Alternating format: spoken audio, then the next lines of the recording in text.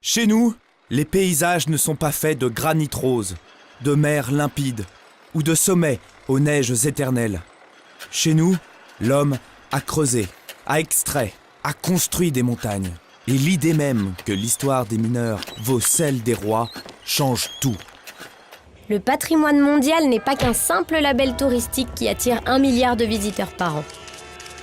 Cette notion est aujourd'hui bien plus complexe qu'hier et sans doute bien moins que demain.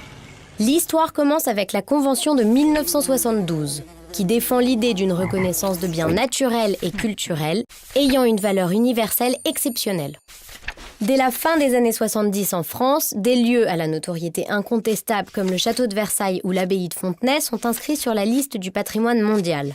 Pour inscrire leurs biens, les États déposent alors des dossiers de candidature aussi épais qu'une galette du Mont-Saint-Michel. Les inscriptions s'enchaînent, et dans les années 90, 410 lieux sont déjà inscrits dans le monde.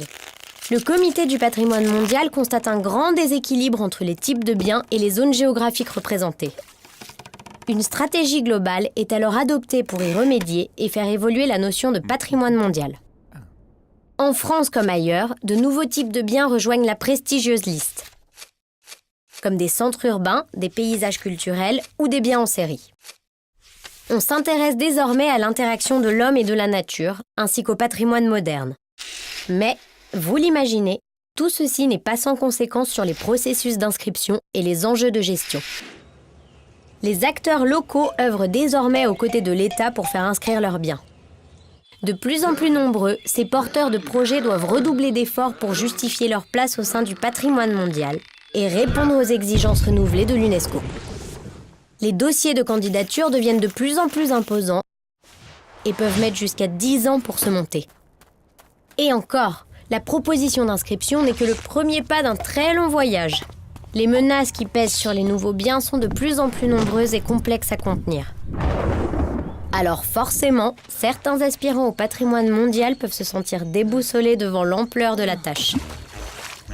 C'est pour toutes ces raisons que des initiatives comme l'Association des biens français du patrimoine mondial voient le jour. Les membres de l'association soutiennent ensemble la réflexion et la mise en place de nouveaux modes de gestion et de valorisation. Ils expérimentent de nouvelles façons de travailler et de vivre ensemble au niveau local, national et international. Il est de notre devoir de tout mettre en œuvre pour que ces biens, qui appartiennent à l'humanité tout entière, soient préservés des multiples menaces qui pèsent sur eux. En les protégeant, c'est notre avenir que nous protégeons. En défendant les valeurs qu'ils portent, c'est la paix que nous défendons.